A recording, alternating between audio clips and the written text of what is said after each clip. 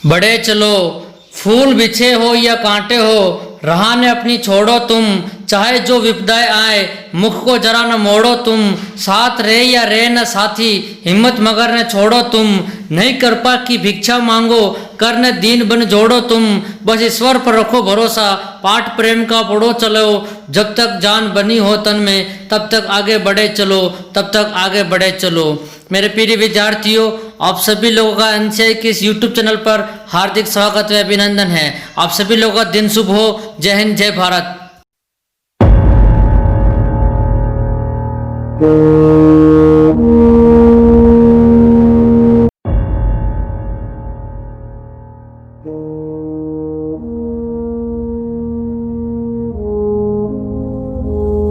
Hello my dear students, good morning to all of you.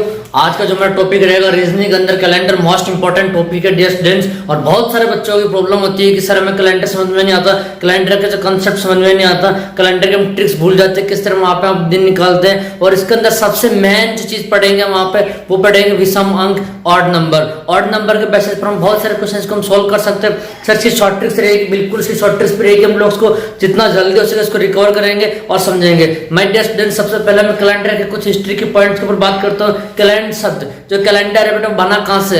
Calendar सबसे पहले बना वो कैलेंडर से। कैलेंडर क्या होता है आपके पास वहां पे कि चीन नदी, जो आपके पास चीन यूनानी सभ्यता के अंदर वहां का जो नागरिक है वो अपनी सारी जनता को उनके वहां पर दिन तिथि उसके अनुसार जब चिल्ला चिल्ला करके ढोल पीट पीट के चिल्ला चिल्ला के बताता था, और कि कब तूफान आएगा, कब नदी वहां पर उफान पाएगा, कब नदी पानी आएगा नील नदी के अंदर, इन सब चीजों के बारे में वो बताता था चीन और यूनानी सभ्यता के अंदर। तो वहां वो उस प्रक्रिया को बोलते थे कैलेंडर्स, मतलब चिल्लाना। और जब वहां पर जब कैलेंडर्स के बाद में कि जो कौन पर्सन चिल्लाता है, बताता है इस चीज काम को कौन करता है, उस पर्सन को बोलते थे वहां पे कैलेंडर। और जबकि वहां पे अगर बात करते हैं यहाँ पे कि ग्रेट ब्रिटेन साइड में, उधर साइड में जो ग्रीक वर्ड में वहां पे कैलेंडर का मतलब होता है हिसाब किताब रखना। ओके माय डियर स्टूडेंट्स, अब देखो बहुत सारे कैलेंडर होते हैं, शक संवत होता है, विक्रम संवत होता है, आपके पास जो ग्रेगोरियन सिस्टम है उसके अंदर वो होता है, उसके बाद आपके बुद्ध संवत होता है, इस्लामिक संवत होता है, सबके अलग अलग होते हैं। लेकिन हम लोग टोटल यहाँ पे 3 पढ़ेंगे। पहला अगर आपका नाम आएगा कि राष्ट्रीय कैलेंडर कौन है, तो आपको आंख बंद करके बताना है शक संवत है। समझ में आ गया मेरे डियर स्टूडेंट? अब शक संवत किसने दिया था? ये राजा कनिष्क ने दिया था। और एक कब उत्पत्ति हुई थी इसकी कि ईसा पूर्व, जो समझ में आ गया बेटा, तो ईसा पूर्व की बात करता हूँ और एक बात तो ईसा के बाद में ईस्वी में। समझ में आ गया मेरे डियर स्टूडेंट्स? अब ईसा क्या होता है आपके पास, जो ग्रेगोरियन सिस्टम है उसके ऊपर बात करूंगा। तो ये शक संवत कब आया था आपके पास वहां पे? 78वीं ईस्वी में। समझ में आ गया मेरे डियर स्टूडेंट्स? मतलब आपको जब 78 ईस्वी चल रही थी तब आपके पास यहाँ पे शक संवत आया था। और शक संवत में क्या होता है, इसे राष्ट्रीय कैलेंडर घोषित किया था। अब शक संवत की शुरुआत किससे होती है? शक संवत की शुरुआत आपके 22 मार्च जब सामान्य वर्ष होता है तो 22 मार्च को होती है जब नया वर्ष स्टार्ट होता है, और 21 मार्च होती है जब वो सामान्य वर्ष नहीं होकर के लीप वर्ष होता है। और लीप वर्ष को हम अधिवर्ष भी बोलते हैं, और कैसे भी समझाएंगे कि लीप वर्ष क्या होता है उसके बारे में हम चर्चा करेंगे डियर स्टूडेंट्स। उसके बाद आपके पास ग्रेगोरियन, और जो भी सिस्टम अपना चल रहा है वो कैलेंडर आपका ग्रेगोरियन सिस्टम ही है। समझ में आ गया बेटा? और ग्रेगोरियन सिस्टम की स्टार्ट हुई थी 1 जनवरी 0 ईसा में वो स्टार्ट हुई थी, और उस दिन पहला जो वार था वो सोमवार था। इसलिए हम बोलते हैं कि ईस्वी संवत, जिसे ग्रेगोरियन सिस्टम क्या बोलते हैं, ईस्वी संवत। और ईस्वी संवत को ही वहां पे पहला जो वार होता है वहां पे सोमवार लेते हैं। ओके माय डियर स्टूडेंट्स, अब हम स्टार्ट करते हैं। आपके बाद नेक्स्ट वाला जो है वो है हिंदू संवत, जिसे हिंदू कैलेंडर बोलते हैं वहां पे विक्रम संवत। ये राजा विक्रमादित्य, सम्राट विक्रमादित्य ने इसकी शुरुआत की थी। कब शुरुआत की थी? जो ईस्वी सन स्टार्ट हुआ था उसके 58 साल पहले, कई बार 58 पड़ता है, कई 56 भी होता है, इसमें कंफ्यूजन रहता है। 58 साल पहले, इसका एग्जैक्ट राइट होता है 58 साल पहले यहाँ पे सम्राट विक्रमादित्य ने इसकी शुरुआत की थी। अब सबसे बड़ी बात पता क्या होती है कि उसकी शुरुआत कब होती है आपके पास? वैसे ही आपको शुरुआत होती है जैसे कि मार्च में, अप्रैल में स्टार्ट होता है। और देखो पहले के जमाने में आपके पास मार्च में ही आपके पास वहां पे पूरा अप्रैल से ही नए साल की शुरुआत होती है। 1 अप्रैल से मतलब आपके पास वहां पे चैत्र स्टार्ट हो जाता है। समझ में आ गया मेरे डियर स्टूडेंट्स? तो सबसे बड़ी बात बताओ वहां पे क्या होती है कि मार्च महीना जो होता था वो इनका एंडिंग मंथ होता था। और आज भी बहुत सारी एमएनसीज कंपनियां क्या करती है, मार्च को अपना क्लोजिंग मंथ या एंडिंग मंथ वो डिक्लेयर करती है, और 1 अप्रैल को छुट्टी डिक्लेयर करती है, और उसके बाद फिर वो 2 अप्रैल से अपना ऑफिस कामकाज वहां पे वो शुरू करते हैं। तो डियर स्टूडेंट्स, बात करते हैं हम वहां पे सबसे पहले कि हिंदू वर्ष जो आपके पास है इसके अंदर क्या होता है, 1200 जो होती है बेटा, 12 आपके पास सौर मास होते हैं। समझ में आगे बात आपको? और 12 चंद्रमास होते हैं। चंद्रमास क्या होता है आपके पास पता है कि चंद्रमा के द्वारा अपनी धुरी पर, चंद्रमा के द्वारा अपने अक्ष पर पृथ्वी के चारों ओर एक चक्कर लगाने पर, समझ में आ गया? मतलब पृथ्वी का अगर अपने अक्ष पर रिवॉल्विंग कर रही है, घूम रही है, तो चंद्रमा अपने अक्ष में अपना जो कक्षा है उस कक्षा में पूरी कक्षा पर घूमते हुए एक चक्कर पूरा कंप्लीट करते हैं, तो उस एक चक्कर कंप्लीट करने में जितना टाइम लगता है उसे हम बोलते हैं आपके पास वहाँ पे एक पूरे चंद्रमास का वहाँ पे नाम देते हैं। ओके माय डियर स्टूडेंट्स, अभी अपन चंद्रमास के ऊपर बात की थी कि इसमें चंद्रमा के 15 कलाएं डिक्लेयर होती है, जिसे हम क्या बोलते हैं 15 कलाएं के साथ जो समूह बनता है उसे हम बोलते हैं पखवाड़ा। ओके माय डियर स्टूडेंट्स, अब देखो बात होती है दिन की। दिन क्या होता है? मतलब दिन होता है कि पृथ्वी अपने अक्ष पर एक पूर्ण चक्कर कंप्लीट करने में लगा समय क्या कहलाता है? दिन कहलाता है। माय डियर स्टूडेंट्स, वो टाइम होता है 23 घंटे 59 मिनट, कभी 23 घंटे मतलब 24 घंटे 1 मिनट हो जाता है, दोनों बीच चलता है। 23 घंटे 59 मिनट या 24 घंटे 1 मिनट के बीच में पृथ्वी अपने एक पूरा कंप्लीट चक्कर कर लेती है। उसी से आपके बेटा दिन और रात होती है। मतलब जो सूर्य के सामने होगा वहां दिन होगा, जो सूरज के बैक साइड में हो जाएगा मतलब यहाँ पे सूरज की किरण नहीं पहुंच पाएगी, वहां रात हो जाएगी। ओके डियर स्टूडेंट्स, एक और बात बता देता हूं आपको मैं कि देखो टोटल हिंदू कैलेंडर में 12 महीने होते हैं। कौन कौन से चैत्र होता है जहां पर आपका नवरात्र, मतलब आपको क्या बोलते हैं कि नवरात्र होती है, प्रथम नवरात्र जिसे बोलते हैं कि वहां पे नववर्ष की शुभकामनाएं देते हैं। नववर्ष की स्टार्ट होती है, हिंदू नववर्ष स्टार्ट होता है। चैत्र के बाद बैसाख, बैसाख के बाद ज्येष्ठ, ज्येष्ठ के बाद आषाढ़, आषाढ़ के बाद फिर श्रावण, श्रावण को हम सावन में बोलते हैं। समझ में आके डेस्ट बोलते हैं। श्रावण के जस्ट बाद आपका भाद्रपद आता है, जिसे भादो महीने बोलते हैं, जो बड़ा महीना कहते हैं। इसके अंदर आपका हिंदू जो धर्म के अनुसार राजस्थान के समस्त देवी देवताओं की पूजा होती है और समस्त देवी देवताओं के अनुसार आपको मेले और ये पर्व आते हैं। भाद्रपद के बाद अश्विन, अश्विन के बाद कार्तिक, कार्तिक के बाद में आपके पास आता है अश्विन को आश्वज बोलते हैं और कार्तिक, कार्तिक बाद आता है मार्गशीर्ष, मार्गशीर्ष को हम बोलते हैं वहां पे अगहन बोलते हैं। उसके बाद आप पौष, पौष के अंदर पुष भी बोलते हैं और पौष के बाद माघ, माघ और उसके बाद वापस आता है आपका लास्ट में फाल्गुन, फाल्गुन को फागुन बोलते हैं। इस तरह में डियर स्टूडेंट्स आपके पास टोटल आपके वो 12 महीने होते हैं। ओके डियर स्टूडेंट्स, अब हम बात करेंगे कैलेंडर के ऊपर टोटल कि कैलेंडर के अंदर होता क्या है, विषम हम कैसे निकालते हैं, कुछ बेसिक पॉइंट। आपका कैलेंडर जो पढ़ेंगे हम ग्रेगोरियन सिस्टम पढ़ेंगे, मतलब इसी समय पढ़ेंगे। तो डियर स्टूडेंट्स इसी समय के अंदर आपका 3 तरह के सामान्य आपको वर्ष होते हैं। पहला का सामान्य वर्ष, इसमें कितने दिन होते हैं डियर स्टूडेंट्स? 365 डेज होते हैं। मतलब इसके अंदर टोटल अगर 7 का भाग लगाए तो 52 टाइम्स मतलब 52 बार जाएगा। तो मैं क्या कह सकता हूँ बेटा इसके अंदर कि 52 सप्ताह इसके अंदर होते हैं। अब बेटा इसके मतलब कैसे कह सकते हैं कि सामान्य वर्ष है, मतलब जिस वर्ष के अंदर 4 का पूरा भाग नहीं जाता है तो उस वर्ष को हम क्या बोलेंगे? वहां पे सामान्य वर्ष बोलेंगे। भाग लगा देखो 365 में 4 का भाग नहीं जाएगा डियर स्टूडेंट्स। अब देखो बात करते हैं वहां पे, अब देखो चेक कैसे करेंगे कि 365 दिन में मैथ्स की बात करता हूँ भाजकता के नियम में कि 4 के अंदर 3 का भाग मतलब 365 दिन के अंदर 4 का भाग जाता है कि नहीं जाता है। तो सबसे पहले इकाई और दाई का हम चेक करो। 25 में 4 का भाग जा रहा है कि नहीं जा रहा, सॉरी 65 में 4 का भाग जा रहा है कि नहीं जा रहा। दैट मींस क्या हो जाएगा कि इसके अंदर 4 का भाग पूरा भाग नहीं जाता है, क्योंकि 4 का भाग जाता है। हमने पढ़ा था ना कि इकाई और दाई के अंक हम चेक करते हैं कि 4 का भाग जाता है तो ठीक है, नहीं जाता तो नहीं होगा। ओके माय डियर स्टूडेंट्स, अब देखो बात करते हैं वहां पे लीप वर्ष, जिसे हम अधिवर्ष बोलते हैं। कई बार क्वेश्चन में अधिवर्ष आता है, अधिवर्ष किसे बोलते हैं, लीप वर्ष किसे बोलते हैं। इसमें फरवरी 29 दिन की होती है। और डियर स्टूडेंट्स अभी कैसे बनता है इसके बारे में मैं चर्चा करूंगा।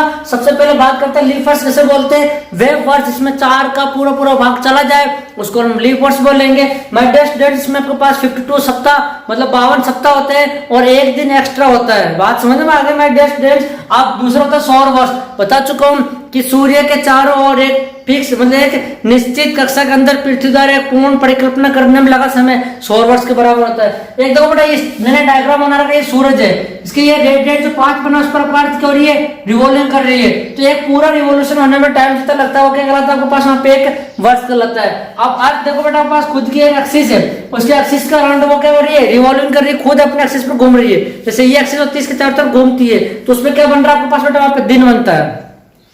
जो सूर्य के सामने होगा वहां पर दिन होगा, जो सूर्य के इधर साइड में होगा बैक साइड जहां पर पृथ्वी के पीछे साइड में होगा वहां पे रात होगी। अब डेट चंद्रमा है, चंद्रमा मतलब जो चंद्रमा पर उपग्रह है वो प्राकृतिक उपग्रह, वो खुद क्या करता है अपने एक निश्चित कक्षा के अंदर पृथ्वी के चारों तरफ एक अपनी परिकल्पना करता रहता है। उसके 15 कलाएं होती है। तो डियर स्टूडेंट्स वो क्या कहलाएगा आपके पास 15 कलाओं से पखवाड़ा कहलाएगा, जिसमें 15 दिन होते हैं और एक पूरा महीना होता है जिसके अंदर वो एक पूरा चक्कर कंप्लीट कर लेता है। तो डियर स्टूडेंट्स सबसे पहले बता देता हूँ कि जो चंद्रमा के सामने रहेगा वहां पर क्या रहेगा, खतरनाक उजाला रहेगा नाइट के अंदर, चांदनी रात होती है। और जो चंद्रमा का जो क्या चंद्रमा के पीछे साइड रहेगा मतलब आपको क्या कहलाएगा, जहां पर पृथ्वी के जिस जगह चंद्रमा की रोशनी नहीं पहुंचेगी वहां पे क्या रहेगी, अंधेरी रात रहती है। और आपको पता है कि अंधेरी रात में क्या होता है, बिल्कुल पूरी अंधेरा रहता है। ओके माय डियर स्टूडेंट्स, ये हो मेरा कुछ फिक्स पॉइंट्स। अब देखो मैं बता देता हूँ मेरा एक चीज, शताब्दी शताब्दी किसे कहते हैं? 100 वर्षों का समूह को शतक या शताब्दी बोलते हैं। सामान्य शताब्दी इसके अंदर 400 का पूरा पूरा भाग नहीं जाता है, वो सामान्य शताब्दी कहलाता है। लीप शताब्दी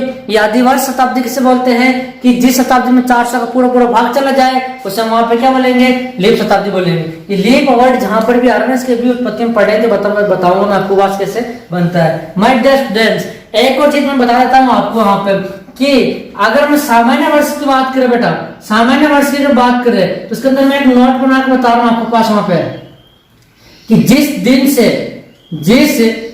से वर्ष की शुरुआत होती है, जिस दिन से वर्ष की शुरुआत होती है उसी दिन से उसका अंत होगा। वर्ष की शुरुआत होती है उसी दिन उस वर्ष का अंत होगा। मतलब अगर 1 जनवरी बुधवार को है तो 31 दिसंबर बुधवार को ही होगी, उसी दिन उस वर्ष का अंत होगा। मतलब क्या कह सकते हैं? सामान्य वर्ष के लिए प्रथम और अंतिम के दोनों एक ही वार को होते हैं। क्यों? क्योंकि देखो मैं डियर स्टूडेंट्स, हमें बात करता हूं, सबसे पहले इसको तरीका बताता हूं किस तरह बात कर रहे हैं वहां पे। सामान्य वर्ष में बेटा देखो यहाँ पे 1 जनवरी से लेकर 31 दिसंबर तक, डियर स्टूडेंट्स 31 दिसंबर तक दिन कितना होता है? 365। लेकिन ध्यान रखना इन दोनों में से एक दिन अपन कैंसिल करके एक दिन ही काउंट करेंगे, तो 365 माइनस 1 क्या करना पड़ेगा? वहां पे कैंसिल आउट करना पड़ेगा। तो टोटल दिन कितना आ जाएगा dear students? 364। My dear students, जब 364 में 7 का भाग लगाओ तो ये पूरा भाग जा रहा है। शेषफल कितना बच रहा है डियर स्टूडेंट्स आपके पास? वहां पे शेषफल कितना बच रहा है डियर स्टूडेंट्स? 0 बच रहा है। ओके माय डियर स्टूडेंट, तो शेषफल 0 बचता है तो ये कॉन्सेप्ट पढ़ेंगे अपन विषम अंक के अंदर। तो शेषफल 0 मतलब आपके पास कुछ भी एक्स्ट्रा दिन नहीं आ रहा है, तो मतलब जिस दिन से इस सामान्य वर्ष की शुरुआत होगी उसी वार को, उसी दिन ही सामान्य वर्ष का अंतिम होगा। जैसे कि मान लो 1 जनवरी 2005 को सोमवार है तो बेटा 31 दिसंबर 2005 को भी सोमवार ही होगा। ओके माय डियर स्टूडेंट्स, क्योंकि एक कॉन्सेप्ट आप ध्यान लगाओ ना डियर स्टूडेंट, पूरा 52 सप्ताह ही हो रहे हैं, पूरा 52 सप्ताह ही हो रहा है। तो बेटा जी आपको पास सबको पता है कि फर्स्ट दिन अगर 1 जनवरी को अगर मान लो सोमवार है, समझ में आ गया डियर स्टूडेंट्स? तो अब लास्ट में अगर मैं बात करूं 31 दिसंबर, तो 31 दिसंबर क्या हो जाएगा मेरे डियर स्टूडेंट्स? 31 दिसंबर क्या होगा आपके पास वहां पे कि 51 सप्ताह हो चुका होता है, 51 सप्ताह कंप्लीट हो चुका है। 51 सप्ताह में 6 दिन कंप्लीट हो चुके होते हैं और ये आपके पास कितना होता है? 7वां दिन होता है। तो डियर स्टूडेंट्स 7वां मतलब शेषफल 0 आ रहा है। शेषफल 0 तो मतलब वहां पे क्या कहलाएगा बेटा जी? आपके पास पूरा बात कर सकते हैं वहां पे कि शेषफल 0 मतलब उसी दिन को वहां पे शुरुआत होगी जिस दिन वहां पे उसका अंत होगा। अब बात करते हैं डियर स्टूडेंट्स लीप वर्ष में सामान्य वर्ष के अलावा जिसका अलग कॉन्सेप्ट होता है। लीप वर्ष में क्या होता है? जिस दिन से वार की शुरुआत होती है उसके अगले दिन उस वार का अंत होता है। मान लो बेटा इसका पॉइंट बता रहा, देखो आपको ध्यान रखना।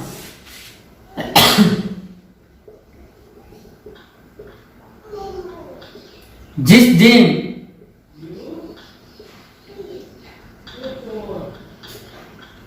वर्ष की शुरुआत होगी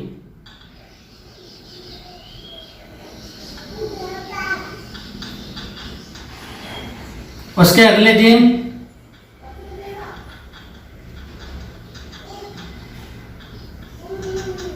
वर्ष का अंत होगा। मतलब 1 जनवरी 2004 को पहला दिन सोमवार होता है तो 31 दिसंबर 2004 के दिन आपका अंतिम वार वहां पर मंगलवार होगा, एक दिन आगे बढ़ेगा। क्यों बढ़ता है डियर स्टूडेंट? देखो आपको पता है बेटा लीप वर्ष के अंदर, देखो मैं यहाँ बात कर रहा हूँ, यहाँ पर अगर बात करो बेटा लीप वर्ष के अंदर यहाँ पे टोटल दिन कितना होता है बेटा आपके पास? वहां पे 366 होते हैं। समझ में आ गया मेरे डियर स्टूडेंट्स? अब आपको 1 जनवरी में और 31 दिसंबर के बीच में आपको लीप दिन कितने 366 दिन होते हैं। 1 जनवरी और 31 दिसंबर के बीच में हम वहां पे एक दिन लेंगे तो क्या हो जाएगा? 366 माइनस 1 हो जाएगा 365। और डियर स्टूडेंट 365 में अगर हम वहां पे 4 का भाग लगाएंगे, समझ में आ गया डियर स्टूडेंट्स? सॉरी 365 में हम 7 का भाग लगाएंगे तो बेटा शेषफल क्या बचेगा? 7 का भाग लगाने पर 365 पाउंड 7 करेंगे तो शेषफल कितना बचेगा डियर स्टूडेंट्स आपके पास वहां पे 1 बचेगा। मतलब शेषफल 1 बचते मतलब एक क्या करना पड़ेगा, हमें आगे बढ़ाना पड़ेगा। तो याद रखना बेटा, लीप वर्ष के अंदर जिस दिन वर्ष की शुरुआत होती है उसके जो अंत होगा वो उसके एक दिन के अगले दिन होगा। मतलब अगर 1 जनवरी 2004 को शुक्रवार है तो 31 दिसंबर 2004 को वहां पे शनिवार होगा। ये आपको कुछ पॉइंट्स, दोनों पॉइंट्स आपको वहां पे ध्यान रखने हैं। ओके माय डियर स्टूडेंट्स, किस कॉन्सेप्ट में कैलेंडर का इंट्रोडक्शन पढ़ा था, इसका हिस्ट्री पढ़ा था। अब हम नेक्स्ट क्लासेस के अंदर कैलेंडर की जो हम आप चर्चा करेंगे आगे की विषमांक, ऑड नंबर कैसे निकालते हैं, लीप वर्ष कैसे हुआ, लीप शताब्दी कैसे हुआ, वो सब क्लासेस के ऊपर हम डीपली पे चर्चा करेंगे माय डियर स्टूडेंट्स। तो अब हम आज की क्लास के बाद में जो नेक्स्ट क्लास होगी उसमें सीधा मैं चार्ट बनाकर आपको क्वेश्चन सोल्व कराना सिखाऊंगा कि कैलेंडर के क्वेश्चंस को हम कैसे चुटकी में सोल्व कर सकते हैं। Okay dear students, wish you all the best, thank you so much, Bharat माता की जय। Subscribe now and press the bell icon. Never miss an update.